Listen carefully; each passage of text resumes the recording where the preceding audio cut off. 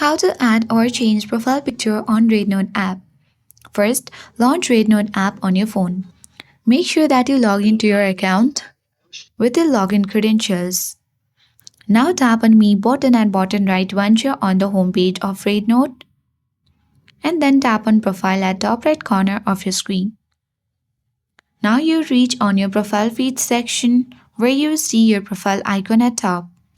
Simply to add or change your profile picture, tap on the camera icon at top right of your profile.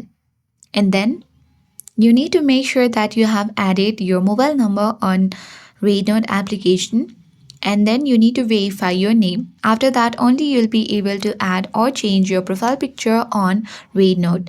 Once you have followed that criteria, you will good to go. And with that, you will add or change profile picture on REDnote app. I hope this guide was helpful. If it was, then do like, share, comment, and don't forget to subscribe. Thank you for watching, and I'll see you in the next video.